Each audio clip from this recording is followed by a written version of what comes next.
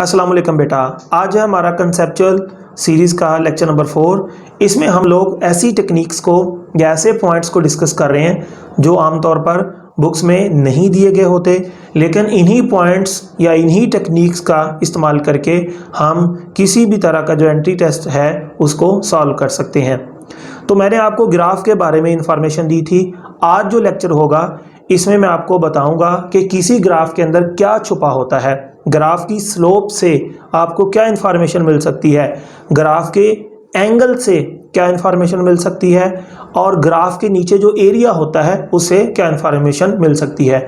तो आपका कोई भी एंट्रेंस टेस्ट जो होता है उसमें ग्राफ दिया गया होता है, ग्राफ देकर आपसे बहुत सारी चीज़ों का पूछ सकता है। तो आज आपने वो टेक्निक सीखनी है कि ग्राफ से हम लोग क्या इन्फॉर्मेशन हासिल कर सकते हैं। आइए स्टार्ट करते हैं।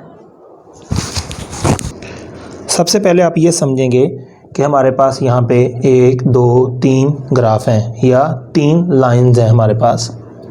अब किसी ग्राफ की जो स्लोप है या किसी लाइन की जो स्लोप है उसे क्या मुराद है, ये चीज़ बेटा आपने सबसे पहले सीखनी है। वैसे किसी लाइन की स्लोप का मतलब होता है स्टीपनेस यानी ढलवान।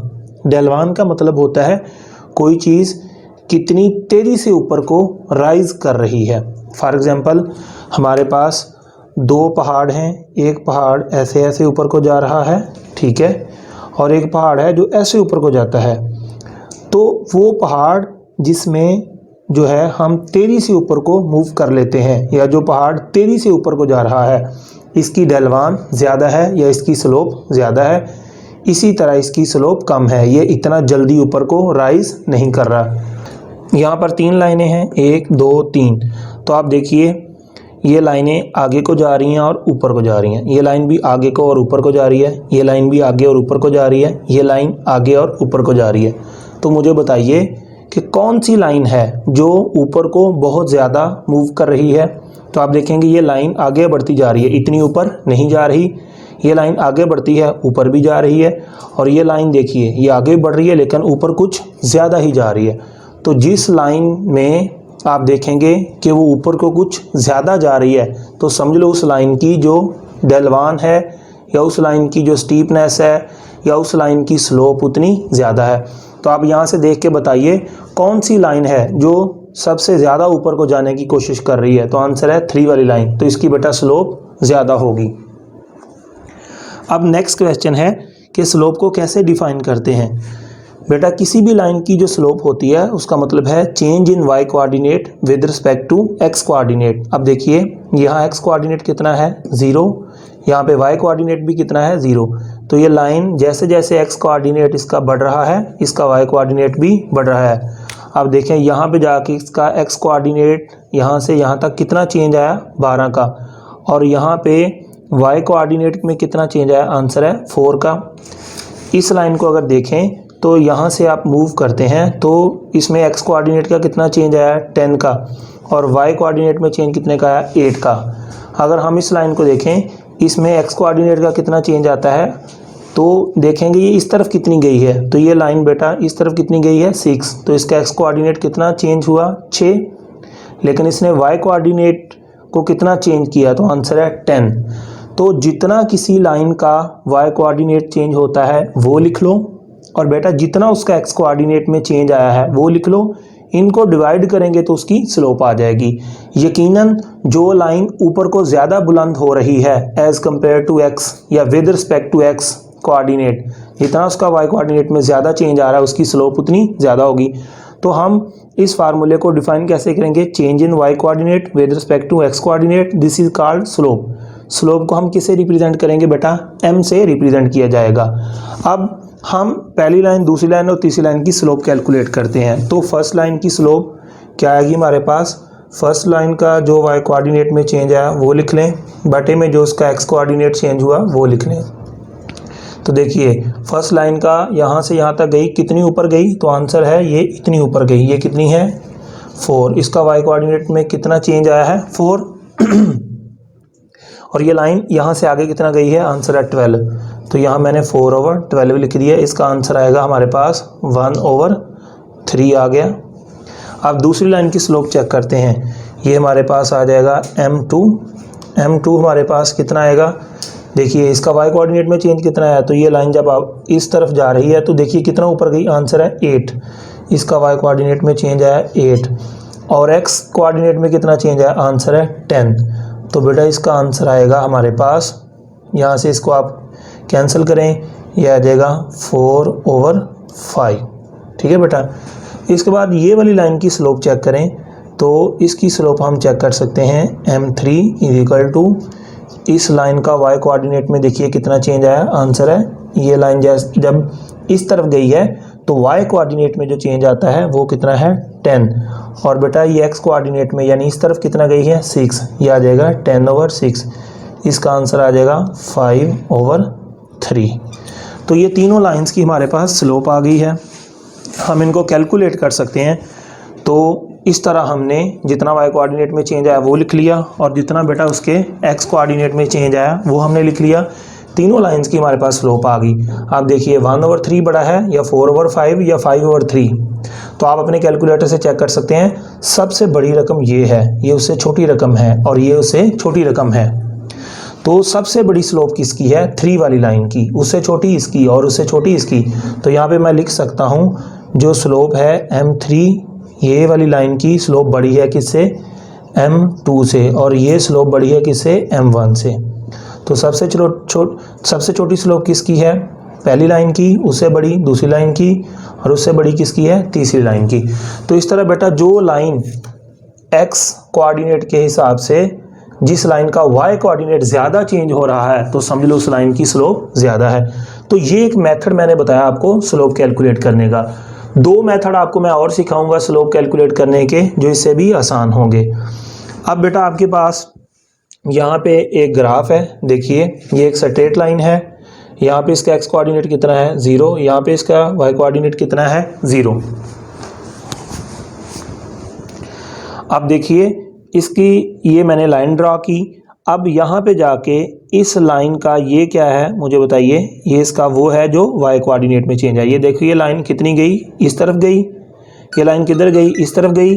तो मुझे बताइए कितना ऊपर गई, आंसर है इतना ऊपर गई। कितना आगे गई, इतना आगे गई।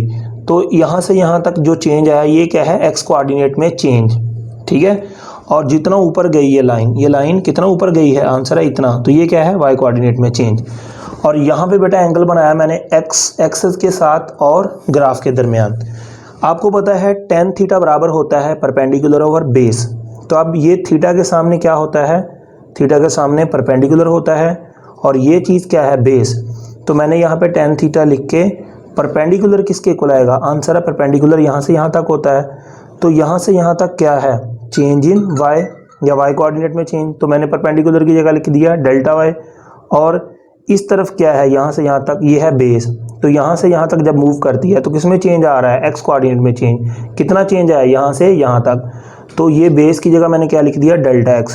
तो मैंने जब tan थीटा लगाया तो पता चला tan थीटा बराबर है, इस लाइन पर अप्लाई किया, आंसर है tan थीटा बराबर है delta y over delta x।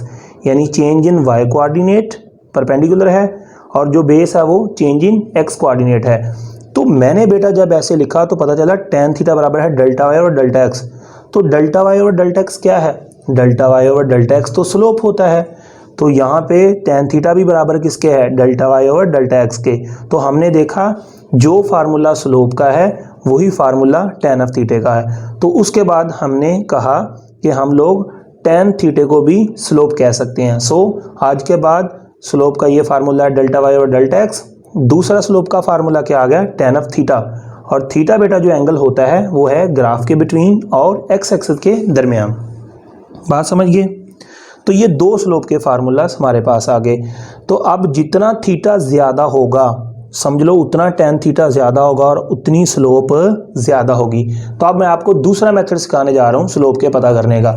एक तो मेथड ये था, दूसरा मेथड है tan थीटा का। जितना थीटा बड़ा होगा tan थीटा बड़ा होगा, स्लोप भी उतनी ज़्यादा होगी। अब इस ग्राफ का एक्स एक्सिस के साथ एंगल कितना है, थीटा। इस ग्राफ का एंगल कितना है, थीटा 1 लिख लें, थीटा 2 लिख लें। इस ग्राफ का एक्स एक्सिस के साथ एंगल कितना है, थीटा 3 लिख लें। तो मुझे बताइए इस लाइन का एंगल बड़ा है या इस लाइन का एंगल बड़ा है या इस लाइन का एंगल बड़ा है? तो आंसर है इसका एंगल इतना है, इसका एंगल इतना है, इसका एंगल इतना है। तो जिस लाइन का एंगल बड़ा होगा बेटा उस लाइन की स्लोप भी ज़्यादा होगी। तो आपको एक और मेथड बता दिया, लाइन को देखते सारी आप देखें कि किस लाइन का एंगल बड़ा है, तो बेटा आंखें बंद करके आपको पता चल जाएगा कि किसकी स्लोप ज़्यादा है। तो अब मुझे बताइए स्लोप सबसे ज़्यादा किसकी थी इस फार्मूले के मुताबिक? 3 की। अब थीटा के हिसाब से देखिए स्लोप किसकी ज़्यादा है, तो इसका थीटा बड़ा है, इसकी स्लोप भी सबसे बड़ी है। बात समझ गए? इस फार्मूले के मुताबिक भी स्लोप चेक कर सकते हैं tan ऑफ थीटा से, जिसका थीटा बड़ा, tan थीटा बड़ा और स्लोप भी बड़ी। अब एक और बात बता दूं, जितना y कोऑर्डिनेट में चेंज ज़्यादा आएगा स्लोप उतनी ज़्यादा होगी। तो y कोऑर्डिनेट में जितना चेंज ज़्यादा स्लोप उतनी ज़्यादा, और जितना x कोऑर्डिनेट में चेंज ज़्यादा आएगा स्लोप उसके साथ इन्वर्सली प्रोपोर्शनल होगी। अब 2 मेथड बता दिए मैंने आपको स्लोप चेक करने के। अब आपको एक तीसरा मेथड आपको सिखाने जा रहा हूँ स्लोप चेक करने का। ये है मैंने बनाया हुआ मेथड, इसका नाम है छोटा बच्चा मेथड। क्या नाम है इसका? छोटा बच्चा मेथड। ये कैसा मेथड है? देखिए आपको 2 मेथड सिखा दिए, तीसरा मेथड है छोटा बच्चा मेथड। इसमें भी आपको पता चल सकता है स्लोप किसकी ज़्यादा है। स्लिपिंग, आप लाइनें बनाएं और उसके ऊपर एक छोटा बच्चा बना दें, देखें किस लाइन से छोटा बच्चा ज़्यादा स्लिप हो रहा है। तो जिस लाइन से छोटा बच्चा ज़्यादा स्लिप हो रहा है समझ लो उस लाइन की स्लोप ज़्यादा है। तो मैं इस पर छोटा बच्चा मेथड अप्लाई करता हूँ। छोटा बच्चा मेथड देखिए, यहाँ पे मैंने एक छोटा बच्चा बना दिया, ठीक है, एक छोटा बच्चा मैंने इस लाइन पे बना दिया और एक छोटा बच्चा मैंने इस लाइन पे बना दिया। देखिए किस लाइन पर ज़्यादा स्लिप होने के चांसेस हैं, तो जिस लाइन पर स्लिपिंग ज़्यादा है समझ लो उस लाइन की स्लोप ज़्यादा है। तो देख के बताओ सबसे ज़्यादा स्लिपिंग कहाँ है? यहाँ पे है, यहाँ पे है, यहाँ पे? आंसर है यहाँ पे, तो इसकी स्लोप ज़्यादा है। तो बेटा 3 मेथड बता दिए, एंगल से चेक कर सकते हैं स्लोप, इस फार्मूले से स्लोप चेक कर सकते हैं, या स्लिपिंग मेथड ये मैंने इंट्रोड्यूस करवाया है, इसका नाम है स्लिपिंग मेथड। इससे भी आप किसी लाइन की स्लोप चेक कर सकते हैं। तो ये 3 मेथड थे बेटा स्लोप चेक करने के। ये बहुत ही इंपॉर्टेंट है, आप सोच भी नहीं सकते कि ये कितनी चीज़ें इंपॉर्टेंट है। कुछ लोग कह रहे हैं कि सर ये आपने क्या ग्राफ शुरू किए हुए हैं, हमें सीधे टॉपिक पढ़ाएं। तो बेटा आपको अभी इस बात का इल्म ही नहीं है कि ये कितनी इंपॉर्टेंट चीज़ है। जब मैं टॉपिक शुरू करूँगा ना तो फिर आपको इस चीज़ का अंदाज़ा होना कि ये चीज़ जो है ये वो टॉपिक छोटी चीज़ है, ये बहुत बड़ी चीज़ें थी। सो ये आपको फ़िलहाल शायद एम ही लग रही हैं चीज़ें, लेकिन ये बहुत इंपॉर्टेंट है। 3 मेथड बता दिए स्लोप के। अब बेटा किसी ग्राफ की स्लोप या तो कांस्टेंट हो सकती है या वेरिएबल हो सकती है। सर इसका क्या मतलब है? बेटा कांस्टेंट स्लोप उस ग्राफ की होगी जिसकी जो लाइन है वो स्ट्रेट होगी। कैसी लाइन होगी? स्ट्रेट। ये स्ट्रेट लाइन है, इसकी स्लोप कांस्टेंट है, इस लाइन की स्लोप भी कांस्टेंट है, इस लाइन की स्लोप भी कांस्टेंट है। लेकिन ऐसा ग्राफ भी हो सकता है जिसकी स्लोप क्या हो? वेरिएबल, और उसकी पहचान क्या है? वो लाइन क्या होगी? कर्व्ड। ये भी कर्व्ड लाइन है, कर्व्ड लाइन, कर्व्ड लाइन। तो इन सब की स्लोप क्या है? वेरिएबल। इनकी स्लोप क्या है? कांस्टेंट। तो अब अगर लाइन स्ट्रेट है तो उसकी स्लोप हर पॉइंट पर एक जैसी होगी। अगर लाइन यहाँ पे कर्व्ड है तो उसकी स्लोप हर पॉइंट पे डिफरेंट हो सकती है। तो इसकी स्लोप डिफाइन करने के लिए हमें पॉइंट टू पॉइंट डिफाइन करना पड़ेगा। अब इसकी स्लोप इस पॉइंट पे और है, इस पॉइंट पे और है, इस पॉइंट पे और है, इस पॉइंट पे और है। इनकी slope point two point define होती है। तो अब इन लाइन की स्लोप का कैसे पता चलेगा बढ़ रही है कम हो रही है? तो इनकी slope point two point define की जाएगी। फॉर एग्जांपल आपको इस पॉइंट पे स्लोप फाइंड करनी है, इस पॉइंट पे, तो बेटा इस पॉइंट पे आपने एक लाइन ड्रा करनी है जिसको हम बोलते हैं टेंजेंट। क्या बोलते हैं? टेंजेंट। आपने ये लाइन ड्रा करके इस पॉइंट पर इस लाइन की जितनी स्लोप होगी समझ लो वो इस कर्व की इस पॉइंट पर स्लोप आ जाएगी। बात समझ गए? अगर आपको इस कर्व की इस पॉइंट पर स्लोप चेक करनी है तो आप इस पॉइंट पर ऐसे टेंजेंट ड्रा करेंगे। तो ये टेंजेंट ड्रा कर लिया, ये लाइन आ गई, इसकी स्लोप इसी मेथड से आप कैलकुलेट कर सकते हैं। अब ये लाइन है, इसकी स्लोप इस पॉइंट पे कैसे डिफाइन करेंगे? इस पॉइंट पे टेंजेंट ड्रा करेंगे। अब आपके पास यहाँ पर ये ग्राफ है, इस पॉइंट पे स्लोप फाइंड करनी है तो इस पर आप टेंजेंट लाइन लगा लेंगे। ऐसे ये टेंजेंट है, यहाँ पर इस लाइन की स्लोप ले लेंगे, तो जितनी इस लाइन की स्लोप होगी वो इस पॉइंट पर इस कर्व की स्लोप आ जाएगी। बात समझ गए? यानी कर्व हो तो फिर slope point two point define की जाती है। ये लाइन की स्लोप इस पॉइंट पे डिफाइन करनी है तो कैसे करेंगे? तो यहाँ पे एक टेंजेंट खींचेंगे, तो इस लाइन की जितनी स्लोप होगी वही स्लोप जो है इस कर्व की इस पॉइंट पर मानी जाएगी। अब मुझे आंसर दीजिए, क्या इस लाइन की स्लोप बदल रही है या कांस्टेंट है? आंसर है ये कर्व है तो इसकी स्लोप चेंज हो रही है। तो मुझे बताइए इसकी स्लोप बढ़ रही है या कम हो रही है? तो 3 मेथड बताए थे मैंने आपको। स्लिपिंग मेथड बताया था, थीटे वाला मेथड बताया था और एक ये वाला मेथड है। तो बेटा इसकी स्लोप चेक कर लें। ये देखें यहाँ पर इस पॉइंट पर आपने क्या करना है, ये लाइन टेंजेंट बना लिया और यहाँ पे क्या ड्रा कर लेना है, एक्स एक्स। यहाँ पे एंगल देख लें और यहाँ पे एंगल देख लें। तो मुझे बताइए यहाँ पर एंगल बड़ा है या यहाँ पर एंगल बड़ा है? तो आंसर है यहाँ पर एंगल बड़ा है, यहाँ पे एंगल छोटा है। सो इस लाइन की इस जगह पर स्लोप ज़्यादा है और इस जगह पर इसकी स्लोप कम है। तो इसकी स्लोप क्या हो रही है, कम हो रही है। अब मैं आपसे पूछता हूँ, बताइए इस लाइन की स्लोप बढ़ रही है तो कम हो रही है? बताइए इस लाइन की स्लोप बढ़ रही है या कम हो रही है? तो बेटा आंसर है, हम लोग यहाँ पर क्या ड्रा करेंगे, यहाँ पर टेंजेंट ड्रा करेंगे ऐसे। तो यहाँ पे क्या ड्रा कर लिया, एक्स एक्स, ये एंगल आ गया। यहाँ पर टेंजेंट ड्रा करेंगे, यहाँ पे एक्स एक्स और यहाँ पे भी क्या बना लेंगे, एंगल। तो मुझे बताइए ये एंगल बड़ा है या ये एंगल बड़ा है? आंसर है ये वाला एंगल बड़ा है। सो इसकी स्लोप बढ़ रही है और इसकी स्लोप कम हो रही है। अब इस लाइन का बताइए इसकी स्लोप बढ़ रही है कम हो रही है? तो बेटा सीधा सा आपको बता देता हूँ, आपने टेंजेंट ड्रा कर लेने हैं, ये ऐसे कर लें, ये लाइन ड्रा कर लें, ये लाइन ड्रा कर लें, ये लाइन ड्रा कर लें, ये लाइन ड्रा कर लें। ये एंगल बड़ा है, ये एंगल बड़ा है, ये एंगल बड़ा है। अब इस लाइन की स्लोप आपने चेक करनी है। तो यहाँ पे लाइन, यहाँ पे, यहाँ पे, यहाँ पे, यहाँ पे टेंजेंट है, ये एंगल, यहाँ पे टेंजेंट है, ये एंगल, यहाँ पे टेंजेंट है, ये एंगल, तो यहाँ पे टेंजेंट है, ये एंगल। तो मुझे बताइए यहाँ पे एंगल बड़ा है, यहाँ पे एंगल छोटा है, यहाँ पे एंगल और छोटा, यहाँ पे एंगल और छोटा। तो इसकी स्लोप क्या हो रही है, कम हो रही है।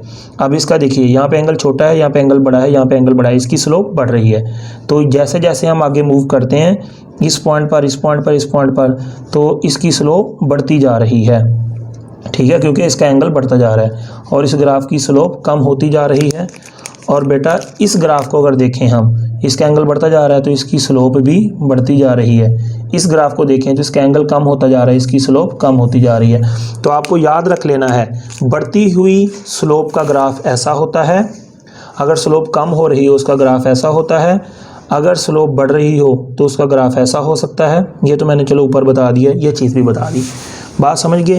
तो इस तरह की सिचुएशन में स्लोप कैसे बढ़ती है, कैसे कम होती है, ये मैंने आपके साथ डिस्कस कर लिया।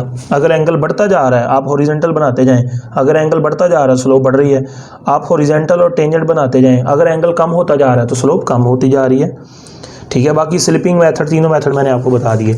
अब बेटा स्लोप पॉजिटिव भी हो सकती है, नेगेटिव भी हो सकती है। सादा सी बात है, अगर x के बढ़ने से y कोऑर्डिनेट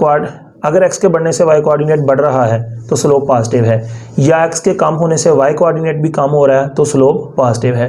नेगेटिव स्लोप कब होगी, x के बढ़ने से y क्या हो जाए, कम हो जाए, या x के कम होने से y बढ़ जाए। इसमें उल्टा होता है, एक बढ़ता है दूसरा कम होता है, एक कम होता है दूसरा बढ़ता है, तो स्लोप नेगेटिव होती है। इसमें एक बढ़ता है दूसरा बढ़ता है, एक कम होता है दूसरा कम होता है। ये देखिए, ये लाइन को देखिए, हम किधर जा रहे हैं, आगे को जा रहे हैं, ऊपर को जा रहे हैं, तो x भी बढ़ रहा है, y भी बढ़ रहा है, तो इसकी स्लोप पॉजिटिव है। इस लाइन को देखिए, हम किधर आ रहे हैं, नीचे, इसमें x बढ़ रहा है, नीचे आ रहे हैं ना, x बढ़ रहा है, यानी x बढ़ रहा है और नीचे आने से y कम हो रहा है। तो इस लाइन की स्लोप जो है बेटा वो क्या मानी जाएगी, नेगेटिव मानी जाएगी, और इस लाइन की जो स्लोप है वो पॉजिटिव मानी जाएगी। बात समझ गए। तो ये सिचुएशन मैंने आपको समझाई।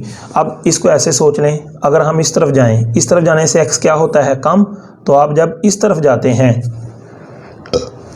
x क्या हो रहा है, कम, y क्या हो रहा है, बढ़ रहा है। तो इस तरफ जाने से x कम होता है, y बढ़ता है, x कम होता है, y बढ़ता है, तो फिर भी इसकी स्लोप नेगेटिव है। अगर हम इस तरफ जाते हैं तो x बढ़ रहा है, y कम हो रहा है, तो स्लोप नेगेटिव है। तो ये कंडीशन है नेगेटिव स्लोप की और ये कंडीशन है पॉजिटिव स्लोप की। ये बेटा मैंने जनरल आपको बता दिया। अब हम आते हैं मेन पॉइंट पे, बहुत ही इंपॉर्टेंट है, स्पेशली एमडी कैट के हवाले से। अब देखिए कि जो स्लोप होती है ग्राफ की, उससे हमें क्या इंफॉर्मेशन मिलती है। तो स्लोप के अंदर बेटा बहुत कुछ छुपा होता है, स्लोप से बहुत सारे सवाल आपसे वो पूछ सकता है। तो हम यहाँ पे 1 बाय 1 डिस्कस करेंगे कि स्लोप से कौन से क्वेश्चन आ सकते हैं।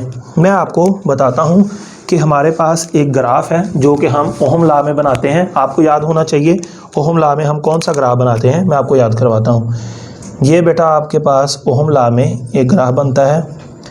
यहाँ पे आपके पास क्या है, वोल्टेज, और यहाँ पे क्या है, आपके पास करंट है, ठीक है बेटा। यहाँ पे हमने एक ग्राफ बना लिया वोल्टेज और करंट के दरमियान, ठीक है। और बेटा ये ग्राफ जो वोल्टेज और करंट के दरमियान बना, अब देखिए कि यहाँ से जैसे जैसे वोल्टेज बढ़ रहे हैं, करंट बढ़ रहा है, बढ़ते बढ़ते यहाँ पर जाके इसके वोल्टेज हो जाते हैं कितने, V हो जाते हैं, और यहाँ से बढ़ते बढ़ते यहाँ पे जाके इसका करंट कितना हो जाता है, I हो जाता है। तो मैंने जितने वोल्टेज बढ़ा दिए वो लिख लिए बेटा, और जितना करंट बढ़ा मैंने वो भी यहाँ पे पुट कर दिया। अब मुझे बताइए जो रेजिस्टेंस होती है वो किसके इक्वल होती है? हमें पता है रेजिस्टेंस बराबर होती है वोल्टेज बटे में क्या होता है, करंट। ठीक है, अगर हम इसका रिवर्स कर दें तो हमारे पास 1 ओवर रेजिस्टेंस बराबर होती है करंट ओवर क्या होता है, वोल्टेज। अब 1 ओवर आर को हम क्या कहते हैं, इसको हम बोलते हैं कंडक्टेंस। मैंने इसको G से रिप्रेजेंट कर दिया, यानी ये जो ग्राफ है इसकी रेजिस्टेंस V ओवर आई है, यानी जो हमारे पास रेजिस्टेंस है V ओवर आई है, 1 over resistance I over V है। 1 ओवर रेजिस्टेंस को क्या बोलते हैं, कंडक्टेंस। ये हमारे पास क्या आ जाएगी, कंडक्टेंस आ जाएगी I ओवर क्या आ जाएगा बेटा, V आ जाएगा। तो ये मैंने कंडक्टेंस का फार्मूला लिख लिया। अब मुझे बताओ इस ग्राफ की स्लोप किसके इक्वल होगी? स्लोप बराबर होती है y कोऑर्डिनेट का चेंज बटा x कोऑर्डिनेट का चेंज। तो y कोऑर्डिनेट में चेंज कितना आएगा, यहाँ पे करंट कितना है 0, यहाँ पे कितना है I, तो यहाँ 0 यहाँ I, चेंज कितना आया, आपके पास 0 रुपये हों बाद में 10 हो जाएं, चेंज कितने का आता है 10 का। यहाँ करंट 0, यहाँ पे I, चेंज कितने का I, तो y कोऑर्डिनेट में चेंज कितने का आया, I जितना, और x कोऑर्डिनेट में चेंज कितना आया, x कोऑर्डिनेट में यहाँ 0 वोल्ट थे, यहाँ V हो गए, चेंज कितने का आया, V का। तो जब हमने इसकी स्लोप चेक की तो बेटा स्लोप क्या आई, I ओवर V, और कंडक्टेंस भी क्या है, I ओवर V। तो हम क्या कह सकते हैं, इस ग्राफ की जो स्लोप होती है, इस ग्राफ की जो स्लोप होती है वो बराबर होती है कंडक्टेंस के। बात समझ गए कि नहीं? अगर हमें इस ग्राफ की स्लोप का पता चल जाए, जितनी इस ग्राफ की स्लोप होगी उतनी ही उस चीज़ की कंडक्टेंस होगी। बात समझ गए? अब यहाँ पे वो एंगल दे देता है फॉर एग्जांपल 30, कितना एंगल है 30, वो कहता है ये ग्राफ एंगल 30 है, तो कंडक्टेंस के बारे में बताओ। किसके बारे में बताओ, G के बारे में। तो हमें पता है इस ग्राफ की स्लोप क्या होती है, I ओवर V। तो अगर हमें स्लोप का पता चल जाए I ओवर V, तो I ओवर V ही इसकी क्या है, कंडक्टेंस। तो हमारे पास स्लोप का फार्मूला क्या है, जल्दी से बताओ। हमारे पास स्लोप का फार्मूला होता है tan f थीटा, यहाँ पे थीटा गिवन है, यहाँ पे हम क्या पुट करेंगे, tan 30। हमारे पास जो स्लोप है tan 30 बेटा कैलकुलेटर से कैलकुलेट कर लें, ये मेरा ख्याल है 1 ओवर अंडर रूट 3 होता है। तो इसकी स्लोप कितनी आ गई, 1 ओवर अंडर रूट 3। तो हमें पता है IV ग्राफ की जितनी स्लोप होती है समझ लो उतनी ही क्या होती है, कंडक्टेंस। तो इसकी 1 ओवर 3 क्या आ चुकी है, इतनी कंडक्टेंस आ गई है। तो कंडक्टेंस का यूनिट क्या है, हम लिख सकते हैं यहाँ पे इसकी जो कंडक्टेंस है वो बराबर है 1 ओवर अंडर रूट 3। कंडक्टेंस का यूनिट होता है ओहम, उसका यूनिट होता है मोहो। तो यहाँ पे हम उसकी कंडक्टेंस को लिख देंगे। ये लो, इस तरह ग्राफ दे के आपसे पूछ सकता है। फॉर एग्जांपल ये उसने ग्राफ दे दिया आपके पास, ठीक है, ये आपको उसने ग्राफ दे दिया। कौन सा ग्राफ है, यहाँ पे क्या है I, यहाँ पे क्या है V, यहाँ पे ग्राफ दे दिया और एंगल दे दिया 45 का। आपसे पूछ लेता है ये ग्राफ है, बताओ उसकी कंडक्टेंस कितनी है। तो आप हैरान हो जाएंगे, ना I दिया ना V दिया, तो हम उसकी कंडक्टेंस कैसे बताते हैं। तो बेटा IV ग्राफ की जो स्लोप होती है वो कंडक्टेंस होती है। तो स्लोप बराबर किसके है, tan ऑफ थीटा के। तो जब हमने tan ऑफ थीटा इस पे अप्लाई किया 45 है, tan 45 कितना होता है 1। तो जितनी इस ग्राफ की स्लोप होती है वही दरअसल उस चीज़ की कंडक्टेंस होती है। तो इस तरह आप लोग ग्राफ दिया हो, एंगल दिया हो, तो आप उसकी कंडक्टेंस फाइंड कर सकते हैं। चलो मैं आपसे एक और सवाल करता हूँ। आपको उसने ग्राफ दे दिया, फॉर एग्जांपल ये ग्राफ है, यहाँ पे है आपके पास V और यहाँ पे क्या है I, और ये ग्राफ दे दिया, यहाँ पे उसका जो एंगल है वो बेटा कितना है 60। वो पूछ लेता है उस चीज़ की रेजिस्टेंस बताओ। क्या बताओ, कैसे बताएंगे, इस ग्राफ को देख के रेजिस्टेंस का कैसे पता चलेगा। तो बेटा इस ग्राफ की स्लोप चेक करो, इस ग्राफ की स्लोप किसके इक्वल है।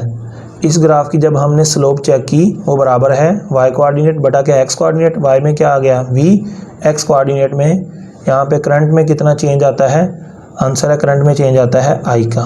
यहाँ से मिले I है, यहाँ पे वोल्टेज V है। तो इसकी जब स्लोप चेक की, स्लोप बराबर है किसके, V ओवर I के। और हमें पता है स्लोप बराबर है होती है किसके, tan ऑफ थीटा के। तो tan ऑफ थीटा बराबर है किसके, v ओवर i के। और यहाँ पे एंगल कितना है 60, तो यहाँ पे हम क्या लिखते हैं tan 60, यहाँ पे क्या आ जाएगा v ओवर i। tan 60 कितना होता है, आई थिंक √3 होता है, तो v ओवर i कितना आ गया √3। और v ओवर i को क्या कहते हैं, रेजिस्टेंस।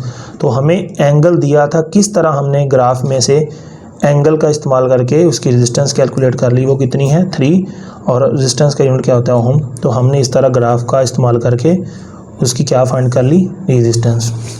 अगर v ओवर i ग्राफ है तो फिर स्लोप से रेजिस्टेंस मिलेगी, अगर i ओवर v ग्राफ है तो फिर बेटा स्लोप से कंडक्टेंस मिलेगी। अब मैं आपसे एक और सवाल करता हूँ, अगर हमारे पास ग्राफ हो, एक साइड पे हो हमारे पास यहाँ पे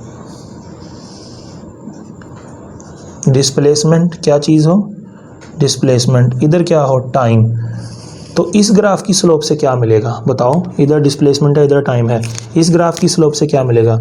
तो बेटा y कोऑर्डिनेट क्या है मुझे बताओ, डिस्प्लेसमेंट, x कोऑर्डिनेट क्या है टाइम, तो स्लोप बराबर किसके है, स्लोप बराबर होती है y कोऑर्डिनेट d है और x कोऑर्डिनेट क्या है t, तो d बटा t क्या होता है v। तो यानी अगर डिस्प्लेसमेंट और टाइम का ग्राफ हो, डिस्प्लेसमेंट और टाइम के ग्राफ में जितनी उसकी स्लोप होगी समझ लो वही उस चीज़ की वेलोसिटी होगी। क्लियर हुआ। इसी तरह आपके पास एक और ग्राफ आ जाता है, फॉर एग्जांपल यहाँ पर वेलोसिटी आ जाती है किसी चीज़ की और यहाँ पे क्या आ जाता है टाइम। यहाँ पे जो ग्राफ बनेगा इसकी स्लोप से क्या इन्फॉर्मेशन मिलेगी, तो बेटा अभी देख लेते हैं। स्लोप बराबर है किसके, y कोऑर्डिनेट का चेंज बटा x कोऑर्डिनेट का चेंज। तो y कोऑर्डिनेट का चेंज क्या आएगा, डेल्टा v यानी वेलोसिटी में चेंज, और x कोऑर्डिनेट का चेंज कितना आएगा, डेल्टा t। तो इस ग्राफ की जो स्लोप होती है वो बराबर किसके है, डेल्टा v और डेल्टा t, और ये क्या होता है एक्सेलेरेशन। तो आपको पता होना चाहिए कि जो v ओवर t का ग्राफ है उससे क्या मिलता है, एक्सेलेरेशन उसकी स्लोप से। और जो डिस्प्लेसमेंट और टाइम का ग्राफ है, यहाँ डेल्टा d लिख लें, डेल्टा t लिख लें, इसकी स्लोप जब हमने ली तो उसे क्या मिलेगी, velocity. v over i graph की स्लोप से क्या मिलता है, रेजिस्टेंस। i ओवर v के ग्राफ की स्लोप से क्या मिलता है, इसकी स्लोप से हमें मिलता है कंडक्टेंस। इस तरह डिफरेंट ग्राफ से आप उसकी स्लोप से जो है इंफॉर्मेशन हासिल कर सकते हैं। मैं यहाँ पे एक और यहाँ पे मैं एक दो ग्राफ और डिस्कस करता हूँ, वो देखिए। यहाँ पे Q है चार्ज और यहाँ पे है वोल्टेज यानी पोटेंशियल डिफरेंस। यहाँ जो ग्राफ है Q ओवर V का, इस ग्राफ की स्लोप से क्या मिलेगा, तो बेटा स्लोप अभी चेक कर लेते हैं। इसका जो है स्लोप बराबर है किसके, स्लोप बराबर होती है चार्ज, ठीक है, और बटे में क्या है वोल्टेज। यहाँ पे क्या आ जाएगा डेल्टा Q और यहाँ पे क्या आ जाएगा डेल्टा V। और यहाँ पे जितना चार्ज है वो कितना है Q है, यहाँ से यहाँ तक वोल्टेज कितने हैं V। तो स्लोप से क्या मिला, इसकी स्लोप से मिला Q over V। Q over V क्या होता है, कैपेसिटेंस। तो याद रख लो इस ग्राफ की स्लोप से क्या मिलेगा, कैपेसिटेंस। फॉर एग्जांपल ये ग्राफ है, यहाँ पे एंगल दे देता है 30, इसके अलावा भी दे सकता है। वो कहता है ये QV ग्राफ है, एंगल 30 है, उसकी कैपेसिटेंस बताओ, तो आपने तो परेशान हो जाना है। तो आपको पता होना चाहिए इस ग्राफ की स्लोप जो होती है वो बराबर होती है किसके, कैपेसिटेंस के। इस ग्राफ की जो स्लोप है वो किसके बराबर है, कैपेसिटेंस के। तो हम कैपेसिटेंस कैसे कैलकुलेट करते हैं, C इक्वल टू क्या लगा देंगे, tan ऑफ थीटा।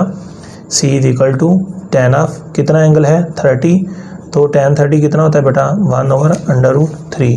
तो यहाँ पे इसकी कैपेसिटेंस कितनी आ जाएगी 1 ओवर √3 फैरड, ठीक है। तो ये इसकी कैपेसिटेंस कैलकुलेट कर ली हमने। अच्छा, आपको एक और ग्राफ भी दे सकता है, वो दे सकता है एक साइड पे पावर, दूसरी साइड पे दे सकता है टाइम। यहाँ पे हम चलो ऐसे कर लेते हैं, वर्क ले लेते हैं, यहाँ पे क्या ले लेते हैं टाइम, ठीक है। एक साइड पे वर्क आ गया, एक साइड पे टाइम। तो यहाँ पे ग्राफ है, तो इस ग्राफ की स्लोप से क्या मिलेगा, तो इस ग्राफ की स्लोप से क्या मिलेगा पता है आपको, वर्क y कोऑर्डिनेट बटे में क्या है टाइम। तो स्लोप से क्या मिलेगा बेटा, इस ग्राफ की स्लोप से मिलेगा वर्क पर यूनिट टाइम क्या होता है बेटा, ये होता है पावर। तो याद रख लो अगर आपके पास वर्क और टाइम का ग्राफ है तो वर्क और टाइम के ग्राफ की जो स्लोप होती है वो बराबर होती है पावर के। अब वो यहाँ पे एंगल दे सकता है 70, वो बोल देता है ये वर्क है ये टाइम है, यह एंगल 70 है, बताओ पावर कितनी है। तो आपने कहा ना हमने तो ऐसा को पावर का फार्मूला पढ़ा ही नहीं। तो बेटा आपको पता होना चाहिए वर्क और टाइम के ग्राफ की जो स्लोप होती है वो पावर होती है। तो यहाँ पर इसकी स्लोप कैलकुलेट कर लें, वो क्या है tan ऑफ थीटा। यहाँ tan 70 पुट करें, फॉर एग्जांपल इसका आंसर आ जाता है 2.5। तो बेटा इसकी स्लोप कितनी आ गई 2.5, और बेटा यही इसकी पावर है। आप इसके सारे यूनिट लिख देंगे वाट। क्लियर? तो उसकी स्लोप आ गई, समझ लो उसकी पावर आ गई। तो वर्क और टाइम के ग्राफ की स्लोप से क्या मिलता है पावर, चार्ज और वोल्टेज की स्लोप से क्या मिलता है कैपेसिटेंस। ये सारा कुछ मैंने आपको बता दिया। एक दो और प्रैक्टिस के लिए हम कर लेते हैं। फॉर एग्जांपल एक साइड पे फोर्स है, दूसरी साइड पे टेस्ट चार्ज है। तो मुझे बताइए इसकी स्लोप से क्या मिलेगा। तो स्लोप बराबर है किसके, y कोऑर्डिनेट बटा क्या है x कोऑर्डिनेट, f बटा क्यू नॉट। तो स्लोप इसकी f बटा क्यू नॉट, ये क्या होती है इलेक्ट्रिक फील्ड। तो याद रख लो f और q का अगर ग्राफ है वहाँ पे जो स्लोप होती है तो जितनी उसकी स्लोप होगी समझ लो वही इलेक्ट्रिक फील्ड के इक्वल आएगी। इस तरह हम एक और एग्जांपल ले सकते हैं कि हमारे पास यहाँ पर एक और ग्राफ है।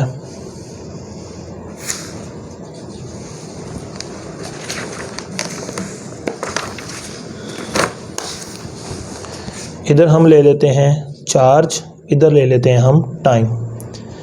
यहाँ पे ऐसे ग्राफ बना दिया, यहाँ पे एंगल है जी 40। वो कहता है बताओ करंट कितना है। तो आपने परेशान हो जाना, ना हमें चार्ज बताया ना टाइम बताया, तो करंट हम कैसे पता कर लें। तो बेटा इस ग्राफ को देख के करंट मालूम हो सकता है। कैसे मालूम करेंगे करंट, तो इस ग्राफ की जो स्लोप है बेटा वो किसके इक्वल आएगी, वो आएगी y कोऑर्डिनेट बटा x कोऑर्डिनेट। y कोऑर्डिनेट में क्या आ गया डेल्टा क्यू, और इधर क्या आ गया डेल्टा टी। डेल्टा क्यू और डेल्टा टी क्या होता है करंट। तो हमें पता चला इस ग्राफ की जब हम स्लोप लेंगे वो स्लोप दरअसल किसके इक्वल आएगी, करंट की वैल्यू स्लोप से पता चल सकती है। तो स्लोप किसके इक्वल है tan ऑफ थीटा। तो यहाँ पे करंट किसके इक्वल आ जाएगा tan ऑफ कितना कर लेंगे 40, और यहाँ पे आपके पास tan 40 का आंसर फॉर एग्जांपल आता है 1.9। तो आपके पास जो करंट है वो 1.9 एम्पियर आ जाएगा। तो इस तरह हमने इस ग्राफ से जो है वो स्लोप की मदद से करंट की वैल्यू फाइंड कर ली। अच्छा आपसे वो ऐसे भी पूछ सकता है कि ये क्यूटी ग्राफ है, यहाँ पे एंगल बताइए, क्या बताइए एंगल। वो कह देगा करंट जो गुजर रहा है ना, जो करंट गुजर रहा है वो करंट है जी 3 एम्पेयर। कितना है बताओ, यहाँ पे एंगल कितना होगा। तो बेटा आपको पता है इस ग्राफ की जो स्लोप होती है वो स्लोप बराबर किसके है, हमने चेक किया है स्लोप बराबर है करंट के। स्लोप बराबर किसके है tan ऑफ थीटा, और करंट कितना है 3, और थीटा किसके इक्वल आ जाएगा tan इनवर्स, यहाँ पे क्या आ जाएगा 3। तो यहाँ से आप जो है थीटा भी कैलकुलेटर की मदद से कैलकुलेट कर सकते हैं।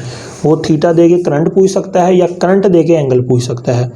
तो बेटा आपको असल में पता होना चाहिए स्लोप क्या है। तो जो यहाँ पे चीज़ होती है वो लिख लें, बटे में ये लिख लें, जो चीज़ जो क्वांटिटी बनेगी वही इसकी स्लोप है। फोर्स बटा चार्ज क्या होता है इलेक्ट्रिक फील्ड, तो यहाँ स्लोप क्या देगी इलेक्ट्रिक फील्ड। करंट बटा वोल्टेज क्या होता है कंडक्टेंस होता है, तो इसकी स्लोप क्या देगी कंडक्टेंस देगी। जिस तरह का भी ग्राफ आपके सामने आ जाए आप उसकी y कोऑर्डिनेट करें बटा उसका x कोऑर्डिनेट करें, देख लें कौन सी चीज़ बनती है, वो जो भी चीज़ बनेगी वो स्लोप के बराबर आएगी। इस तरह आपको वो एंगल दे के वो चीज़ का पूछ सकता है, वो चीज़ के बारे में आपसे एंगल के बारे में पूछ सकता है।